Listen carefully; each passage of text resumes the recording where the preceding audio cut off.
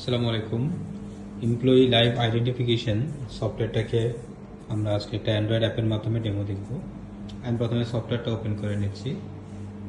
সফটওয়্যারটা ওপেন হওয়ার পর এরকম হোম স্ক্রিন থাকে। এখন আমি অ্যাটেন্ডেন্স ডিভাইসে চলে যাই। বিনসাল ভাই যদি একটু হেল্প করেন আমাদের, আপনি আপনার ফিঙ্গারটাকে এখানে পাঞ্চ করেন। আমি দেখি আপনার ফিঙ্গার পাঞ্চ করার সাথে সাথে এখানে সিগনিফিকেন্টলি আপনার ডেটাবেসে রাখা যে ছবিটা ছিল ওই ডেটাবেসের ছবিটা কিন্তু চলে এসেছে। এখন আমি যা করেছি, আমার ফিঙ্গার এগেনস্টে আমি আমার ডেট অফ বার্থকে আজকের ডেটে সেট করেছি। এখন আমি যদি ফিঙ্গার দিই, আমার ডেট অফ বার্থ সেট করে থাকার কারণে আমাকে কিন্তু একটা আলাদা ফ্রেমের ভিতরে দিয়েছে, বার্থডে উইশের ফ্রেম। এখানে আমরা ডিফারেন্ট ফ্রেমও ইউজ করতে পারি।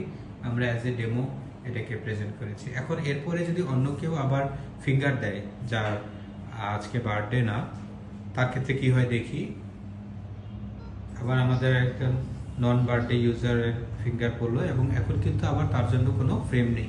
এরকমভাবে শুধু বার্থডে না, যদি আরও কোনো ইম্পর্টেন্ট ডেট থাকে, যে জব অ্যানিভার্সারি বা তার কোনো প্রমোশন হয়েছে, কংগ্রেচুলেশন, এগুলোও কিন্তু আমরা ফ্রেম আকারে ইউজ করতে পারি। Thank you.